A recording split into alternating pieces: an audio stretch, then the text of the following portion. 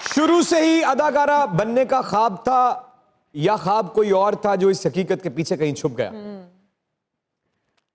ख्वाब तो बहुत सारे होते हैं लेकिन कुछ पूरे हो जाते हैं, कुछ अधूरे रह जाते हैं। पूरे कौन कौन से हुए और अधूरा कौन सा रह गया? ख्वाब तो ये था कि मुझे वकालत पढ़ने का बहुत शौक था, मगर वो नहीं हो पाया। क्यों नहीं हो पाया? वालिद साहब को नहीं पसंद था ये शोबा, उन्होंने कहा नहीं आप लंबी कहानी है।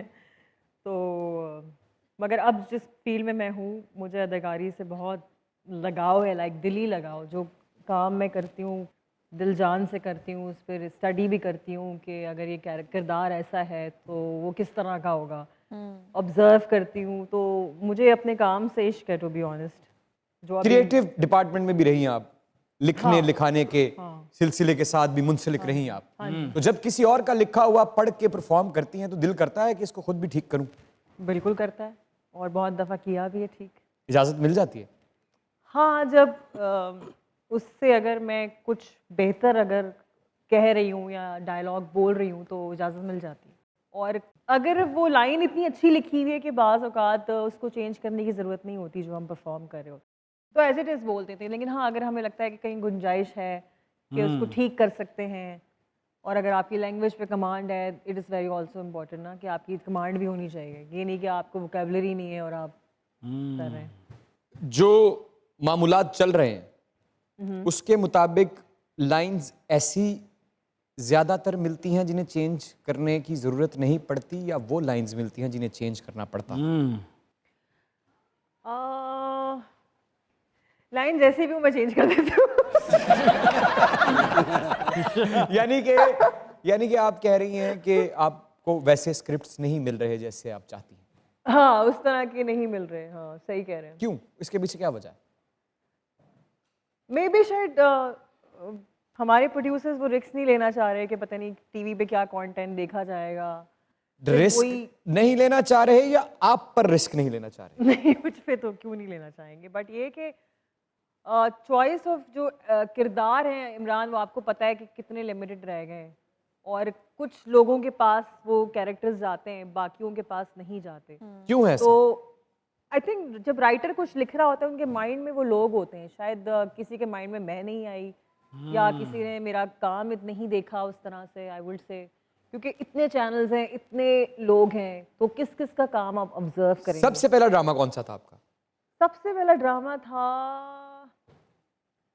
with Hamza Ali Basi, and I was really chubby in that. मेरे दर्द को ज़ुबान मिले उसमें शरियार भी था, और बहुत सारे लोग थे। और दूसरा शहर अजनबी? वो था मेरा नाम तनवीर। हाँ, शायद वही था। सुनने में आया है हाँ जी, शादी से बहुत भागती हैं आप। बहुत। क्यों? I am petrified of this idea of getting Why? married. बस कुछ वजूहात हैं। वजूहात बताइए ना। लाइक मुझे माइंडसेट नहीं पसंद आजकल के जो मर्द हजरात हैं। तो मर्द पे आपने ओन को क्यों देखा?